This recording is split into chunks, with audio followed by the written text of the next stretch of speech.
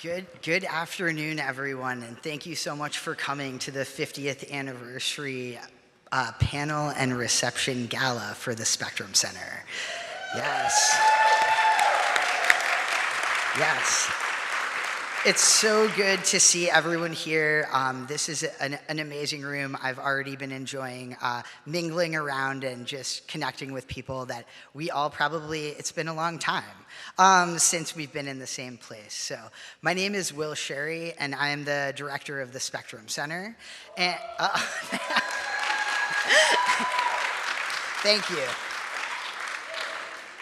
Thank you. It has been an amazing weekend already. For those of you that have been able to attend any of the events for Jim Toy this weekend, I see some of you have, there was a memorial First Presbyterian Church on Thursday night, and then we had a celebration of liberation in honor of Jim's impact last night at the Michigan Theater. And I was like, do I start with this? Because I'm going to get teary, but I'm doing it anyway. Now I've committed. So it was really phenomenal and really beautiful, and I think set the stage for what we want the conversation to be about today, which is really connecting with our history and envisioning our future. So we're really excited that you all are here to be a part of that. I'm going to be back up moderating a panel in a little bit, but for now, I just want to introduce our MC for our event this afternoon. Robert Hartwell is an award-winning director, producer, choreographer, Broadway performer, and entrepreneur.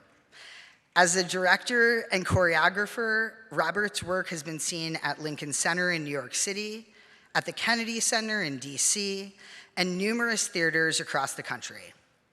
Robert is the founder and artistic director of the Broadway Collective, a musical theater training program for middle and high school students. Robert's passion lies in making Broadway stages more diverse and inclusive. Starting at the educational level, the Broadway Collective is changing the game once again by creating a licensed curriculum for schools across the country.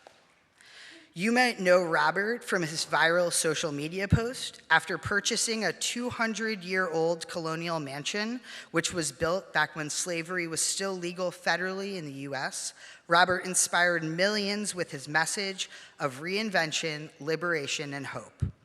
As a Black gay man, he vowed to fill his home with love, honor his ancestors, tell their stories, and say their names. And now he's the host of Taking Back the House, a television show presented by OWN, the Oprah Winfrey Network, and HGTV that chronicles the room-by-room renovation of his gorgeous home. Robert holds a BFA in musical theater from the University of Michigan, where he graduated with summa cum laude honors and the Willis Patterson Diversity Award. We are so delighted to welcome him back to Ann Arbor to celebrate with us. And I have just gotten some chances to know Robert, and when I was reading your bio and it said filling your home with love, I couldn't imagine how that couldn't be the case. You really fill the space with love, and we are so honored to welcome you here tonight.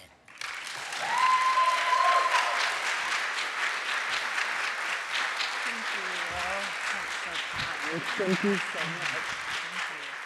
Oh my gosh. Oh my God, how y'all doing?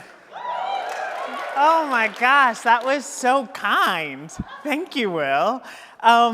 You know, as I walked from last night, I did not know Jim Toy personally, but I hope and pray that at some point when I depart this earth, that if one person could speak about what I tried to do on this earth with 10% of the passion that people shared last night, I'm like, you know what, I did my damn job.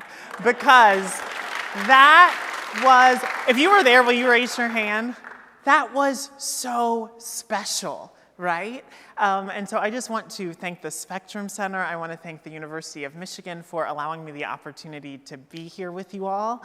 You know, I was walking past my apartment, 116 North State Street, yesterday, and I was like looking up at this apartment, and I was thinking to myself, oh my God, the number of times where I was so scared, how in the heck was I gonna pay my rent in that apartment?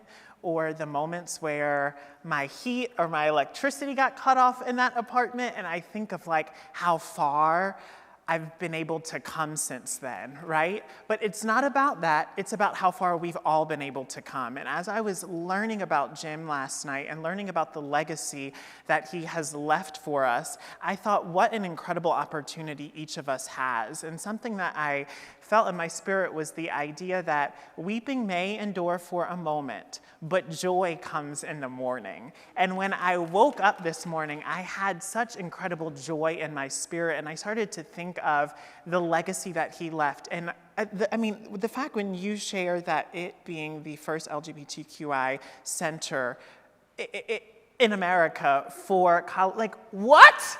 Like, you want to talk about the Michigan difference? That is the Michigan difference. But I think that also means what incredible shoulders we stand on.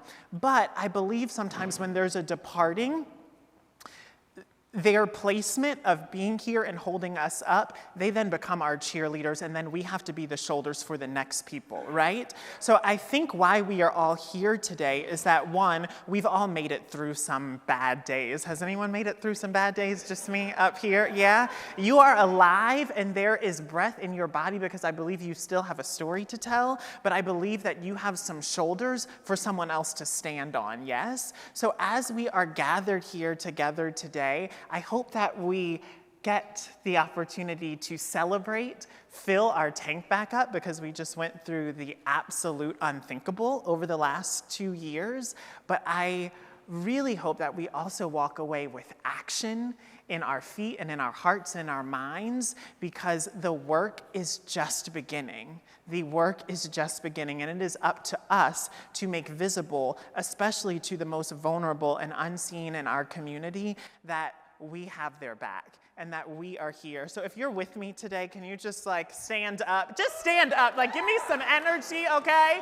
If you are ready to celebrate today, yes, because it is just truly, it is such a gift to be alive. You know, I work with young people, and I was telling a dear, you can sit down, y'all so cute. I was telling my friend Susan Horwitz this morning, I said to her, I was like, you know, she's like, how are your kids? And I said, they're not well. You know, they're not well. We know what the suicide rates are looking like right now. It is so scary for our young people. So when the Spectrum Center and Amanda and everyone reached out to me and said, hey, would you come and join us? I thought, what an incredible time to reignite all of our passion, I think, for why we decided, for those of us that came out and decided to liberate ourselves, why we did it. I don't think that it's for us, partly, but I think it's truly so that this next generation, again, knows that they are not alone. So I cannot thank you all for being with us today. It is such an honor. It is such a gift. And we have some really, really incredible people here today. And one of the first that you will be hearing from is Diana Bateman. Hi, Diana. And we were sitting there talking, and I was looking at what Diana was sharing, and one of the things, I'm going to just give her speech away. I'm so sorry. It's really good. Get ready for it. But what she shared was the moment of remembering when you got into Michigan. And like, I am so there with you. I remember exactly where I was, opening the mailbox, 3 seconds later being fallen out on the floor. Like I was like RuPaul Shablam, like on the floor. I was so excited to be a Michigan Wolverine. But Diana. So Diana Bateman is a recent graduate, I could go on forever, of the LSNA's Communication and Media and Women's and Gender Studies program, class of 2022. Give her some love for that. She is also a current student at Rackham's Advanced Master's Degree Program in Transcultural Studies. She is an executive board member of LGBTQ+ Michigan and Bilateral Plus. Graphic design editor of the Michigan Gala. I love that name so much. Y'all are really doing it here, okay?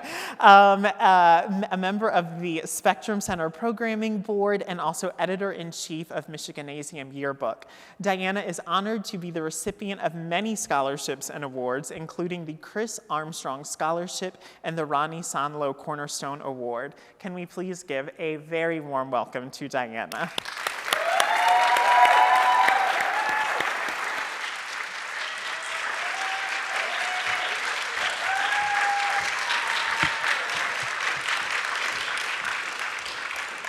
Thank you, Robert. I'm excited to be here among so many leaders in the queer community.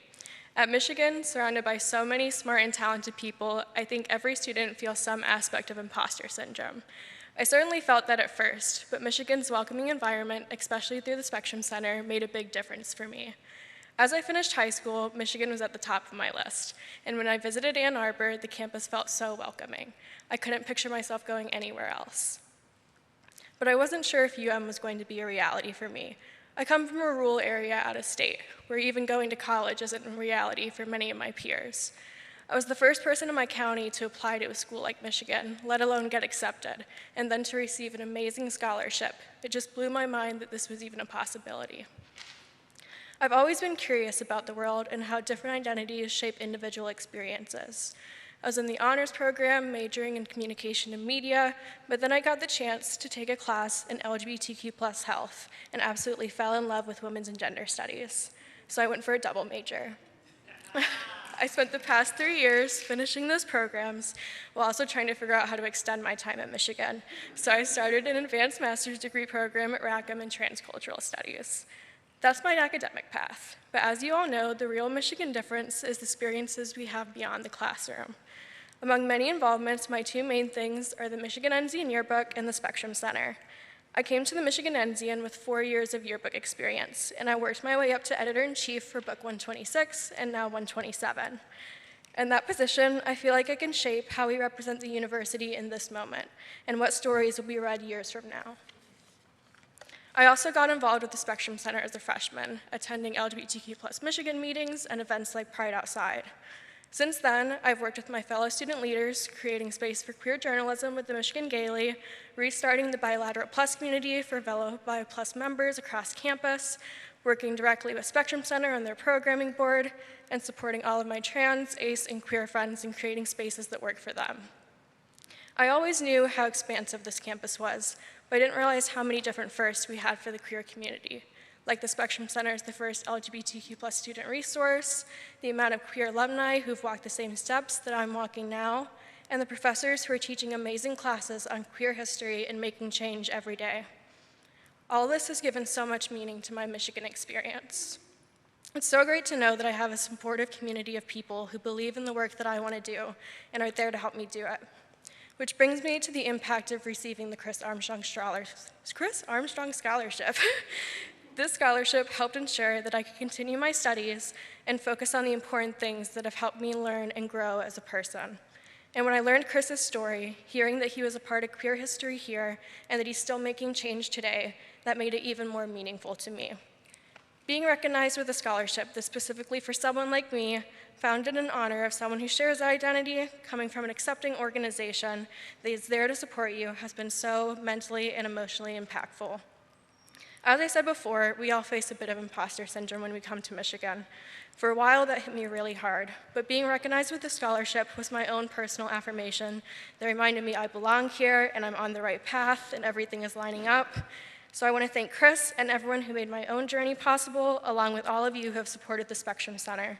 You're making a big impact on this community, and it matters. Thank you.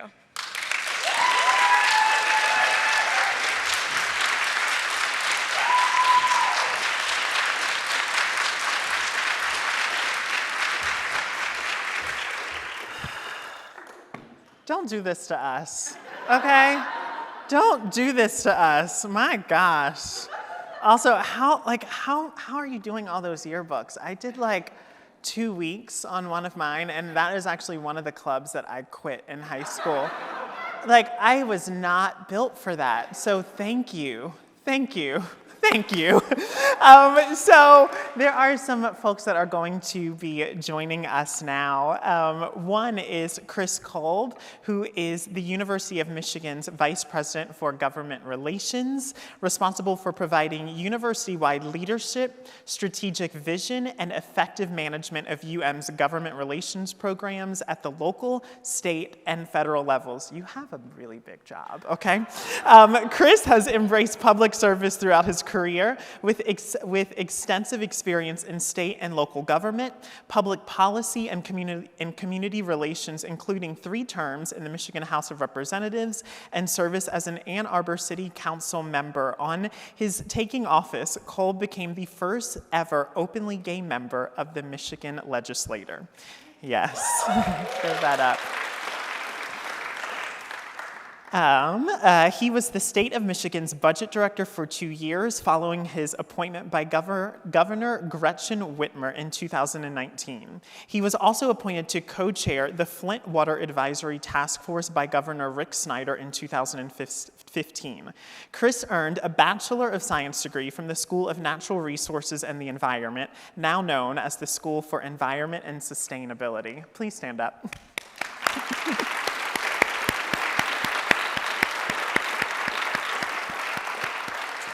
We are also going to be joined by Corrine Moore. Corrine was raised in Detroit and attended the University of Michigan for undergraduate and law school, and was honored as one of the first Dean's Public Service Fellows at the University of Michigan Law School. Ms. Moore has worked her entire career to guarantee that all persons, particularly the most vulnerable, have fair and equal access to the justice system. I just have to, yeah. Ms. Moore founded Outreach, an award-winning pro bono legal advocacy project with Michigan's Law Outlaws that offers legal support on LGBTQ-related legal issues, and currently works as a judicial attorney in the 22nd Circuit Court in Washtenaw County. She has also served on the board of the Ann Arbor District Library, the Jim Toy Community Center, and Equality Michigan. Corrine and her partner live in Ann Arbor with their 3 children. Please stand up. We are going to be joined in a conversation, a panel discussion now with Will Sherry, myself, and Chris and Corrine.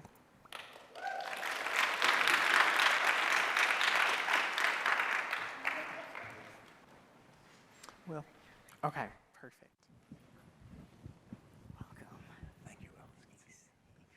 So nice to meet you.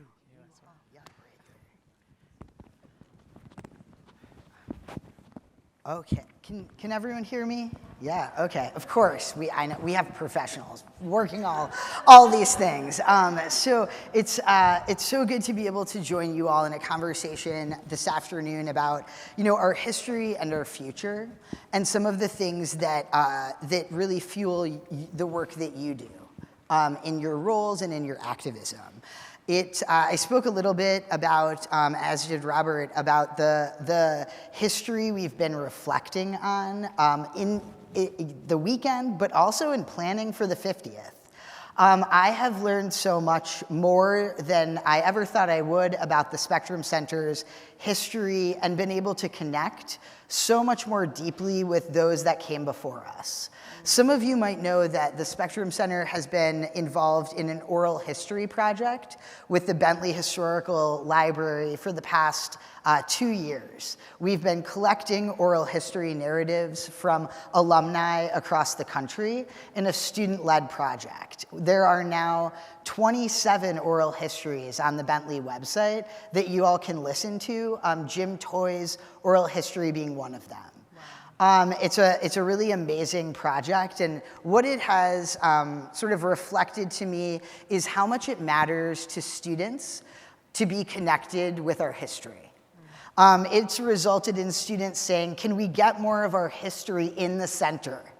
Can we see it around us? Can we feel it? Can we read it? Can we share it with others? And I think that really speaks to me and what keeps me going, and work that on days like today we are celebrating, but some days are really hard. Yeah. And I think that I saw that for them, that importance of intergenerational relationships and elders in the queer community. I was thinking about the idea of elders, and so often in queer community, maybe it's someone that's older, but maybe it's not, right? Sometimes it's just someone that's like traversed a path before you have, that maybe you're on or near, and they're willing to share a little bit of that advice. I know that many people in this room have been those people for me. And I've seen in our students those connections. So I wanted to just kind of start out our conversation, Corinne, with you, reflecting a little bit about what aspects of history and activism throughout history really fuel your work today? What kind of keeps you going, and what do you learn from where we've been, and how do you exhibit that in the work you do? Absolutely. As someone whose career is focused on social justice, first of all, there was a point historically where we had all the momentum. We were opening the courthouse doors, right, to vulnerable community members, to LGBT community members. We were making so much progress. And now it feels like a time where we're going backwards, right?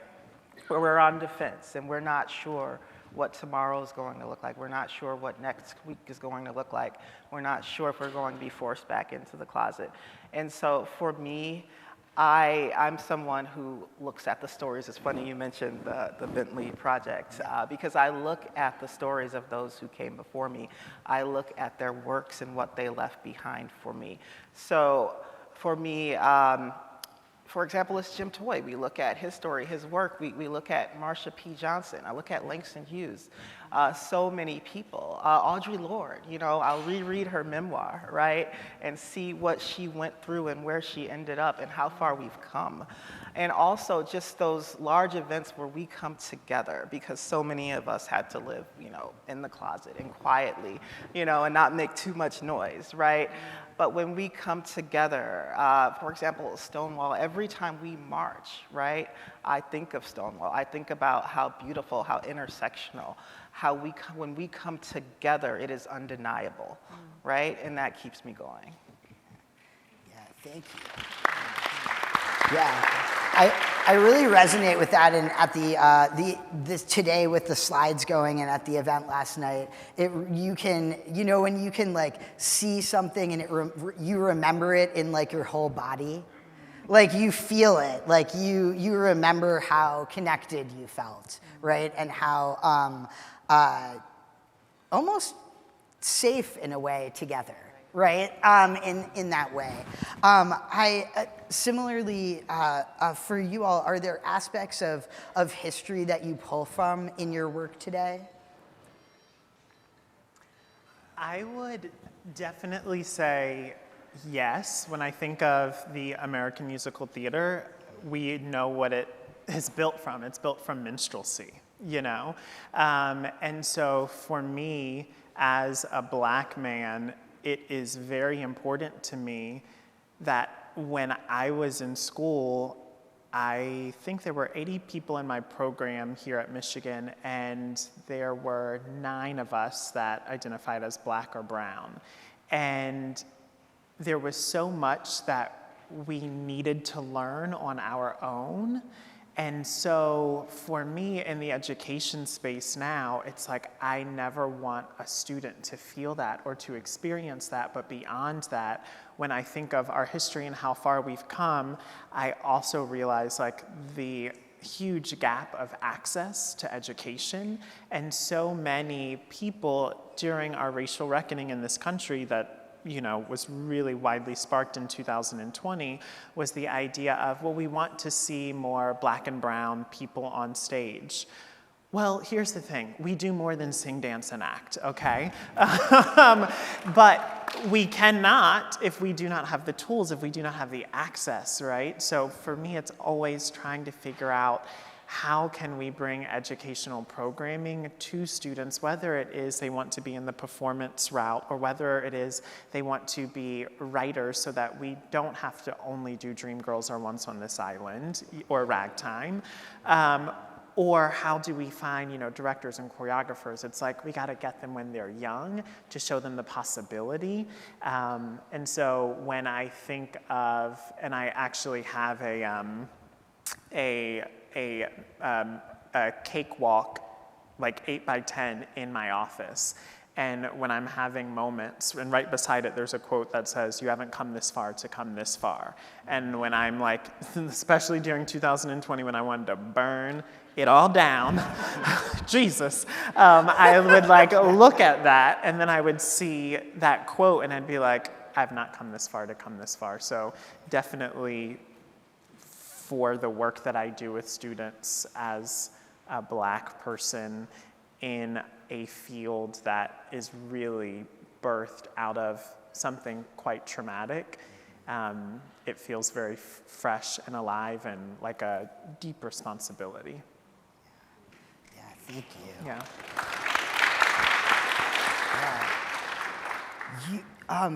You mentioned the current kind of state of things and how it feels like we're going backwards. And Chris, I wanted to know some of your reflections on how you've seen things change over time. In your introduction, we heard how long you've been in this work, and I have to imagine. You're looking at me like, did you just say that? And I was like, I did, but I didn't mean. Is on the profiles now, do I have to check elder? I thought it was bad enough when you had to go to daddy, you know? So, I mean, it's one of those that you have to really be careful. Yeah. But at the same point, hey, I've been here a long time. I'm in town. I'm one of those rare creatures. I'm a townie. Yeah. You know, Ann Arbor, you know, and the University of Michigan have been leaders on many fronts, from the anti-Vietnam War era, civil rights era, to, you know, the first real teach-in on environment. So become the Earth Day really was founded after we had our first teach-in. All those things happened here on campus, and this was a town that was very progressive. I can remember being a kid. We were talking in front of the Board of Education on an issue, but outside, the community was picketing, trying to push the school board to adopt a non-discrimination policy within the public schools. And I can remember seeing people. That was one of the first times I saw my community out there. And I can remember, you know, going through a thing called the phone book. And I know lots of you don't know what a phone book is, but it was really important a long time ago. But you could get to G, and you could see gay. It was a gay liberation front. Yeah. It was a gay and lesbian office at the University of Michigan. It had multiple listings, all had the same address, this wonderful address on South State Street. But as a 12-year-old kid, to start to see yourself was really important. And to be able to see that change is possible. And change is not a straight line, thank God, in many ways. But it zigzags. We make progress. We fall back. They were fighting some of the same issues that I remember as a kid sort of knowing about. Banning of books. Yeah. God, you know, have we not learned anything? Don't say gay. I mean, I remember my day was, you know, My Two Dads or My Two Moms was the book that everybody was upset about. So it does feel like things aren't as good. But when you look at the trajectory, it is getting better. I mean, when I went to high school, there weren't gay straight alliances in GLSEN. There wasn't, you know, visibility. There's so much visibility, so much support, that sometimes in the moment, it feels like things are darker than they are. You know, as they say, the arc of history, you know, bends towards justice. My thought is, though, it doesn't naturally always bend, it has to be bent. And what I've seen from the people that have come before me, and what I've tried to do is help to bend it. In some way, bend that towards justice. And it's not just one issue, but there are multiple issues that are all about equality. And whether it's equality to vote, whether it's equality for housing, equality for job opportunity, equality to breathe fresh air and drink, you know, fresh water, clean water.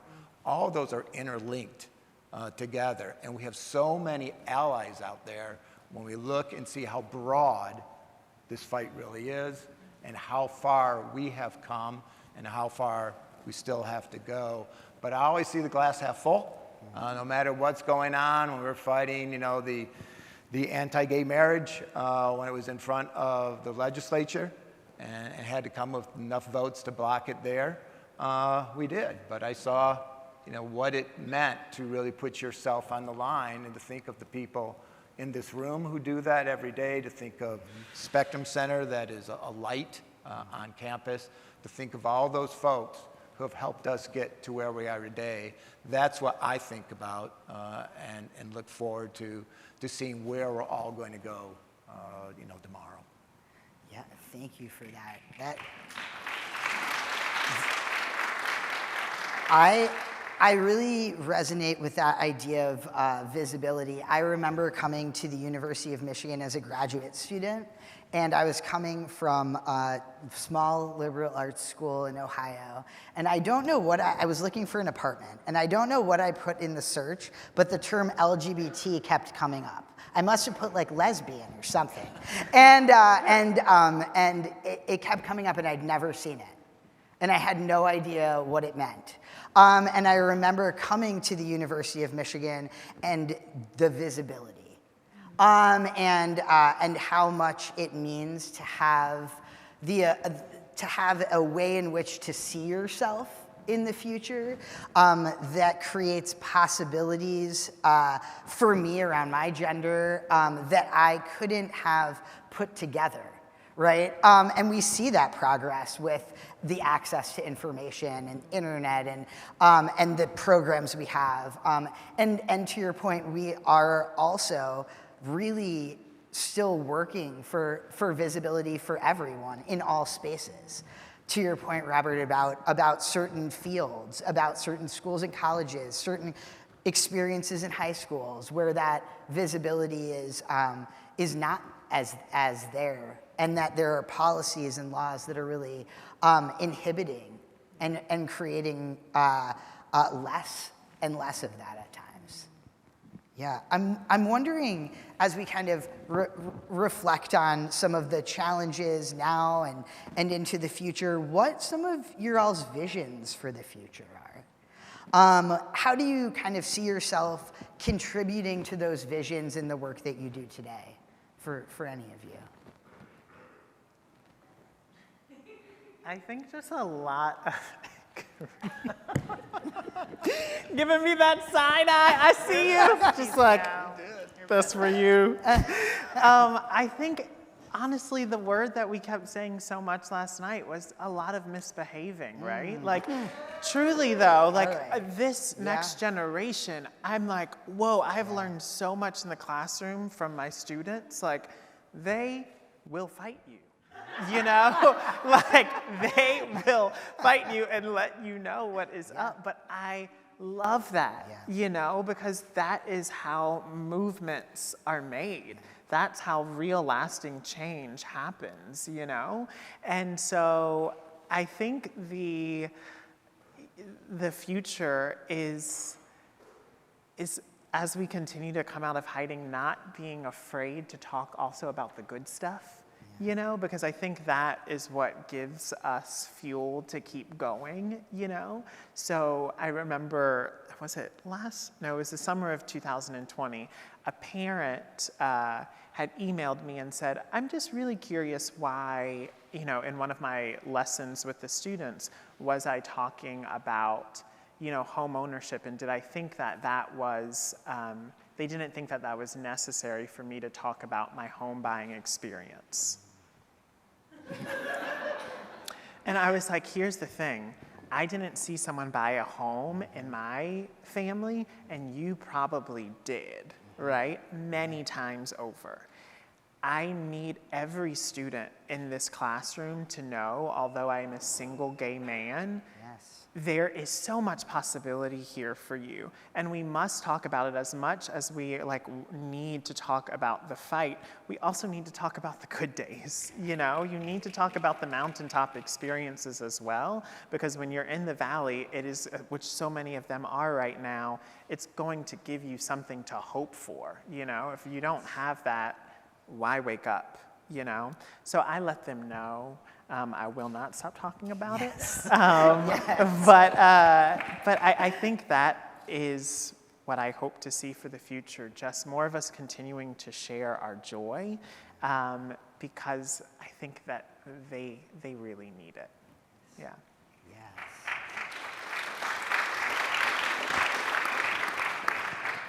Yeah, and I would just add, the students are a source for that, right? They're a source for that joy. And I think what we've built here at the university with that history, that long history of being supportive and being a safe place to be yourself and to build communities, when you graduate, right, you have to go out and you will meet people who are like, well, what does LGBT stand for? You know, like, where have you been that you don't know what this stands for?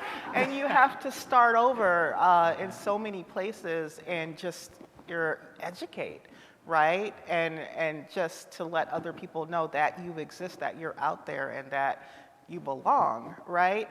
And so I stay connected. I stay connected to the students, as you mentioned, right? You know, I teach the Outlaws at the university where we go out and we do LGBT rights work. But they believe in that. It's a given. It's a given. It is not a given to the attorneys in the community that I work with. You know, all they see is barrier after barrier after barrier. Here's why you can't do that, right? And that is not what you learn, that is not what we teach here, and that is not what you do when you get out into society. You break those barriers.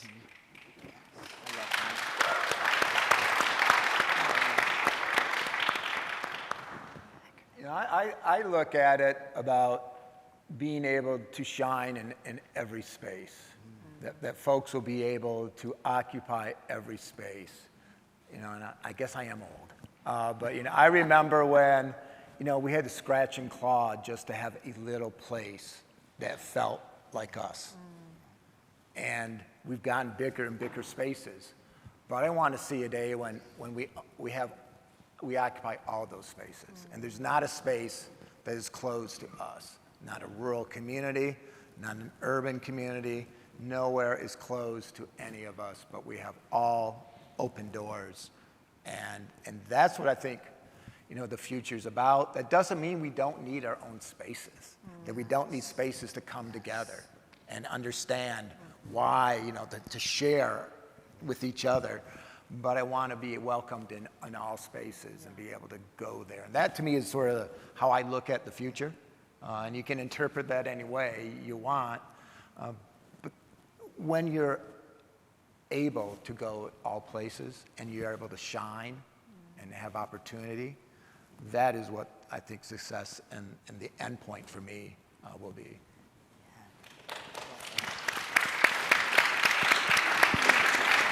Yeah, people, your comments remind me, people sometimes say, oh, is, you know, the future, the goals of the Spectrum Center, that there wouldn't need to be one. And it's like, I get what they mean.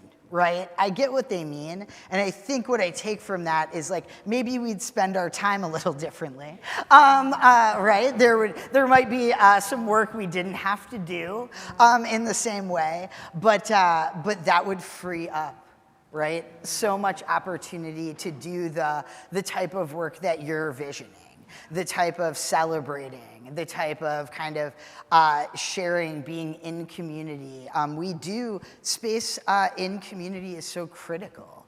And that is space that we have really sought to create, and I've seen in your all's work that you have created. I was thinking about our last partnership with the Outlaws. We recently did a name change clinic at the Ann Arbor Public Library, and I have been in the Spectrum Center now for about 14 years. We do lots of programs, and I was really moved. I was really moved by the opportunity to connect within a community and open up a space for name changes where you don't have to go to the police station to get fingerprinted, because we're bringing it to you at the library. We're opening this up for the community to be a part of it. Anyone is invited. We're having students teach these things, help fill out paperwork that for anyone is beyond complicated. And people are leaving with something that they might have been wanting to do for so long and couldn't figure it out, couldn't afford it, couldn't get there. And that, for me, is a Michigan difference. That is an opportunity to say, how do we really connect what we have to those who it means the most for. And I love that about what we do here. I want to wrap up with our last question. In thinking about how we can support innovative ideas from within our community to really promote and be a part of our future. I think throughout history, we have seen, our best work from within. When we are experts of our own experiences, and so I just want to see what your all's thoughts are on kind of how do we really promote those innovations and those ideas. You talked a lot about students, but across and from within LGBT community.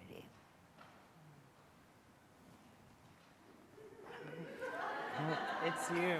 It's It's you. you. Chris, It's you.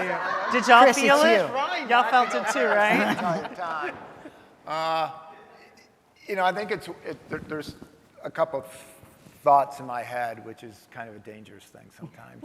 But, one, it's really listening to folks, hearing the idea, not just the words that someone's saying, because sometimes the words they use don't always articulate the exact idea, but really listening to what someone's saying, elevating individuals to a level where they can have influence, and that can be as little as having someone lead a meeting, who's never led a meeting.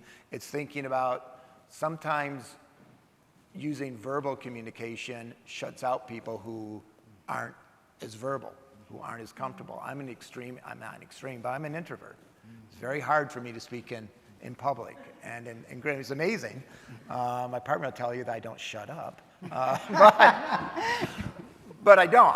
In a group setting, I can shut down, and making sure that we have ways for people to participate and to lead through different ways, and then letting them, and when supporting them when someone has an innovative idea.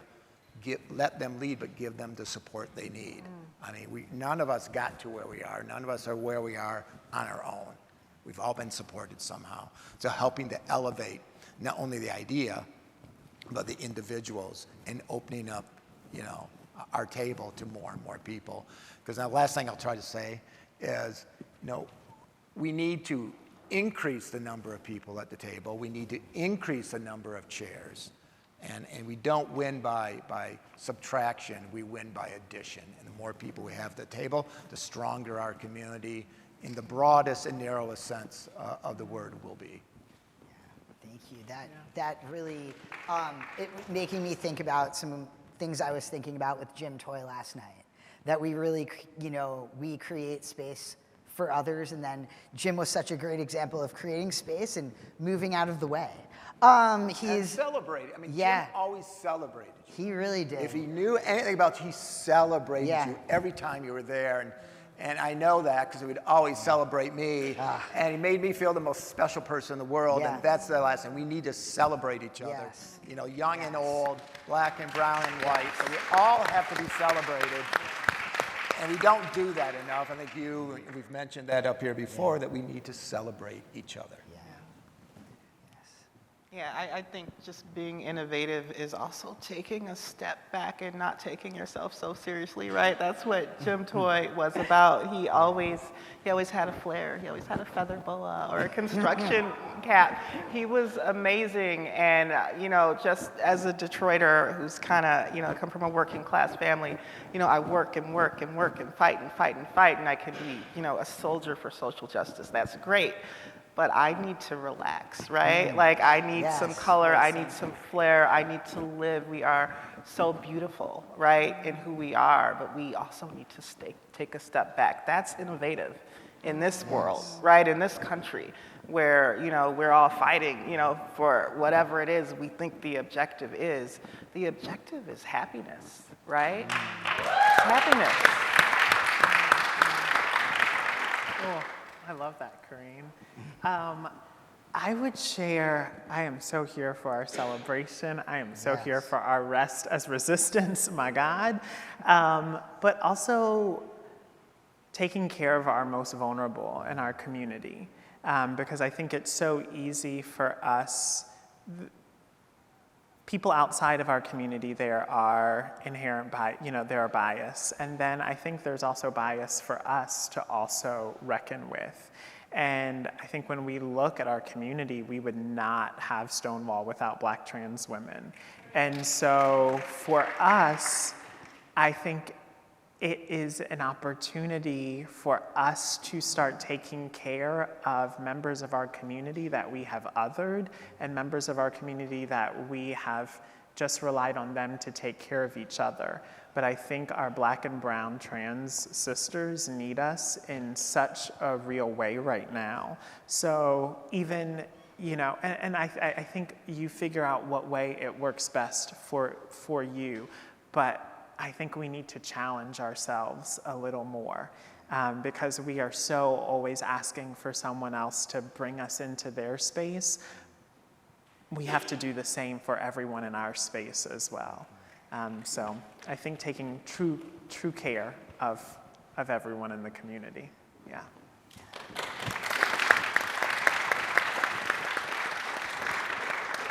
I hear so much about, introspection and reflection and celebration and community in what you all have shared.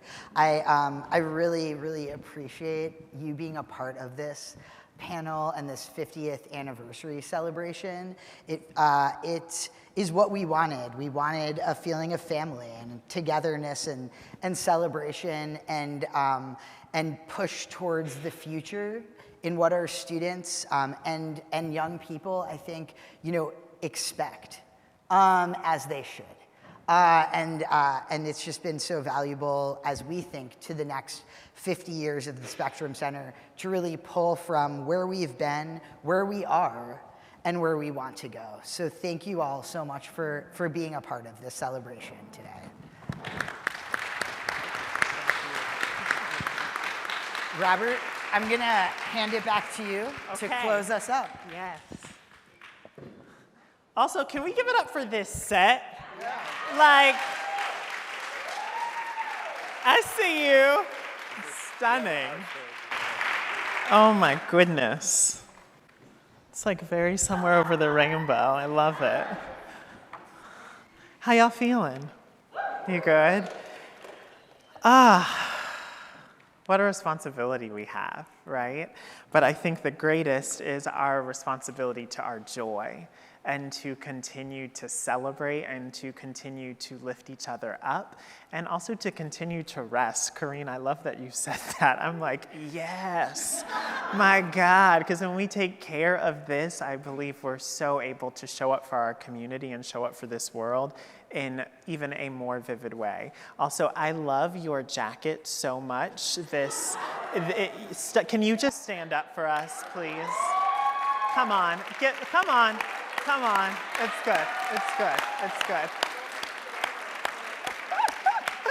I love it. I want to just take a moment, and it's really sparked from what Diana was saying, this moment of knowing that your education would not have happened if someone had not stood in the gap for you. And I remember my junior year, I went to the dean's office and I was like, I can't afford this. And I remember it just being such a scary moment, but knowing that there were people that were looking to the future, and not on my current circumstance, but who I could be and the change that hopefully I could make in this world. And so I would love to invite, if you are in a position to become a donor and a friend of the Spectrum Center, I know that there are envelopes at the back of the room. Please share, because this center is such a beacon for our community. It is such a huge piece of our history as a community. And like I think everyone was sharing today, it's about responsibility, right? Jim left us something so incredible. And I think we had those shoulders, and now we have a cheerleader. And when you're on the field, you got to run and you got to do stuff, right? And so I think that's what we get a really, really beautiful chance to do. So I just want to Thank you all for your beautiful energy today. And I just also want to thank Will and Amanda and everyone at the Spectrum Center for the opportunity to share with you all. I've been like texting all of my Michigan friends, like, y'all remember this, remember that? Like, we were blacked out there, but look at us now. But I love the University of Michigan. I love the Spectrum Center. Continue to be kind to one another. Continue to be kind to yourselves, and truly have the most beautiful Pride Month ever. And as always, go blue.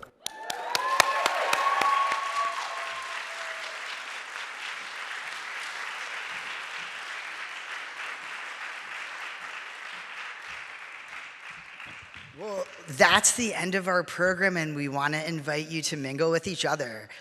Enjoy the reception, meet some new people. If you have questions about the center, there are quite a few of us here. Maybe just wave if you work in the Spectrum Center or can answer questions about the center.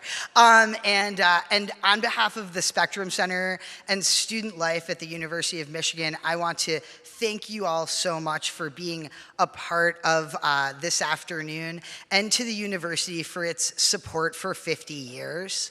It is an amazing, amazing feat, and we feel that love and support here. I talk to colleagues around the country, and I'm always saying, you know, we can do amazing things here because we have amazing people. And so thank you so much, and I hope to be able to talk with all of you.